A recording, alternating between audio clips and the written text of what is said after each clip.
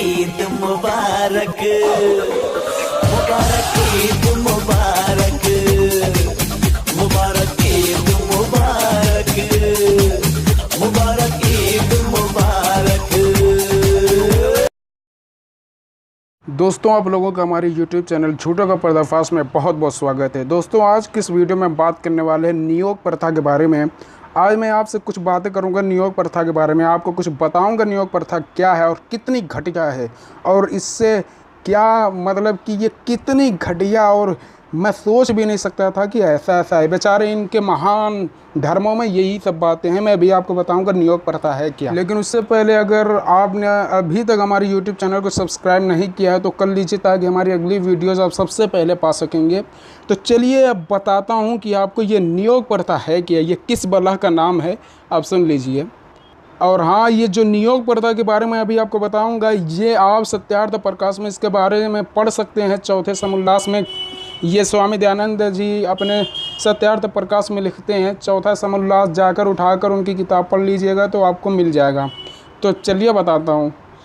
दोस्तों, नियोग प्रथा का अर्थ है, नियोग प्रथा उसे ही ऐसी प्रथा का नाम है। इसमें जानते हैं क्या होता है, इसमें यदि एक स्त्री को, यानी एक स्त्री है, उसका जो पति है उससे संतान उत्पत्ति नहीं हो पा रही है, वो पति नपुंसक हो या वो मर गया हो, तो ऐसी हालत में पत्नी को इजाज़त है कि वो किसी गैर मर्द से संबंध बना ले, वो किसी गैर मर्द से सेक्स कर ले और करके संतान उत्पत्ति कर सकती है। वो भी 11 पुरुषों तक की इजाज़त दी गई है। 11 पुरुष से ये काम कर सकती है और 10 बच्चे जन्म सकती है, मतलब कि 10 बच्चों को पैदा कर सकती है।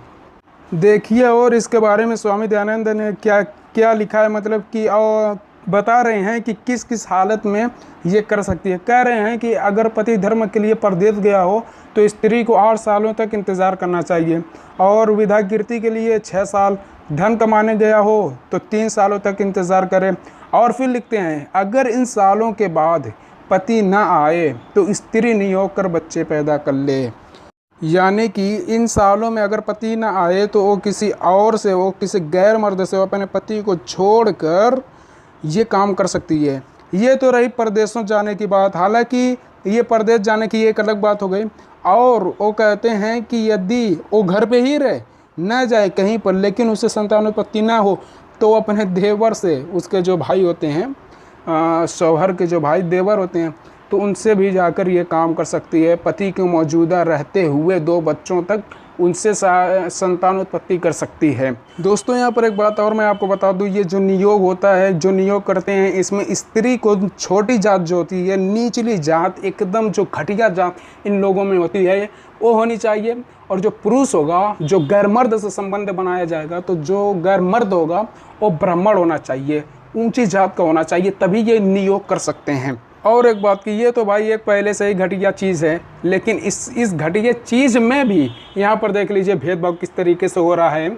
ये कहते हैं कि हमारे अंदर भेदभाव नहीं है। बेचारे दलितों को क्या ये लोग समझ रहे हैं। बहरहाल उनका दूसरा टॉपिक है, कभी उस पर भी बात हो जाएगी। तो मैं बताना चाहता हूँ कि इनमें हर कदम कदम पर जो होता है भेदभाव होता है। ये तो इतना गलत काम हो ही रहा है, उसमें भी भेदभाव कर रहे हैं। और यहाँ पर बता दूँ, जो ये कहते हैं कि हमारा वेद सर्वश्रेष्ठ है, दुनिया में जितनी किताबें हैं सबसे श्रेष्ठ वेद है, सबसे आला वेद है। भाई, तुम्हारे अथर्ववेद में लिखा है, मैं नहीं कह रहा हूँ, तुम्हारे स्वामी दयानंद की बात मैं पढ़ के आपको बता रहा हूँ। वो कहते हैं कि अथर्ववेद के अनुसार देवर से संभोग कर संतान उत्पन्न कर ले। ये है देवर और भाभी का रिश्ता इन लोगों में। बहरहाल ये सब देख रहे हैं, आप भी पढ़ सकते हैं। मैं बार बार कह रहा हूँ कि मैं ये जितनी बात कर रहा हूँ, ये 14 समोल्लास जो है इनकी सत्यार्थ प्रकाश का, उनसे ही कर रहा हूँ। अब दोस्तों, दूसरे पहलू की तरफ आते हैं। यानी कि अब मैं आपसे ये कहूँगा कि यहाँ पर अब आप कुछ सोचिए, आपको कुछ सोचना होगा। हिंदू भाई देख रहे हैं, उन्हें भी सोचना होगा, और मुसलमान देख रहे हैं तो इन्हें भी सोचना होगा। ये मैं ये कहना चाहता हूँ यहाँ पर कि आप एक बात बताइए, ये नियोग प्रथा जो है, क्या ये सही है मुआशरे के लिए? सोचकर कमेंट में ज़रूर बताइएगा। बेचारी एक पत्नी हो, उसके साथ जैसे एक कुतिया के साथ 10-10, 12-12 कुत्ते लगे होते हैं, उसी तरीके से 11 पुरुषों से 11 पुरुष एक स्त्री का मैं कौन सा लफ्ज़ यहाँ पर इस्तेमाल करूँ, एक स्त्री से 11 पुरुष संतान उत्पन्न कर सकते हैं। मेरे भाइयों, यहाँ पर मुझे एक बात बताइए, ये किस हद तक सही है, ये मुझे सिर्फ बता दीजिए कमेंट में। सोच कर ही इतना बुरा लगता है बेचारी उन जो हिंदुओं में है, उन औरतों पे जो निचली जाति हैं, उन पे कितना अन्याय हो रहा है ये इन सब मामलों में। हाँ, ये सब देख रहे हैं यार, ये सब बात करने उठे हैं, इस्लाम को बदनाम करने उठे हैं। एक एक देख नहीं रहे हैं कि एक जैसे एक कुतिया के पीछे 10-10 कुत्ते लगे होते हैं, वही काम इन लोगों में हो रहा है और ये आकर हमें टारगेट करते हैं। मेरे भाइयों, ये नियोग जो है ना, ये एक बार आओ बता दूँ, ये नियोग सिर्फ ब्राह्मणों से ही किया जा सकता है और इसमें स्त्री जो होती है ये निचले जात की होनी चाहिए और इसमें 11 पति स्त्री रख सकती है और 10 बच्चे पैदा भी कर सकती है। वेद के अनुसार ये सब दयानंद जी कहते हैं, इनकी महान सत्यार्थ प्रकाश में यही सब लिखा हुआ है। तो दोस्तों, मैं आखिर में चलते हुए मैं आपसे कह दूं कि इस वीडियो के बनाने का मकसद किसी की भी भावना को ठेस पहुंचाना नहीं था। जिसके धर्म में जो है वो करें, हमारी तरफ से भाई कोई रोक टोक नहीं है। लेकिन हाँ, जिन्हें मिर्ची लगती है इस्लाम से और वो इस्लाम पे कुत्तों की तरह भौंकते जाते हैं, उन्हीं के लिए बस जवाबन ये वीडियो था। तो भाइयों, आप ठीक है, मैं बस आपसे यही बताना चाहता था। अब मिलते हैं अगली वीडियो में इंशाअल्लाह।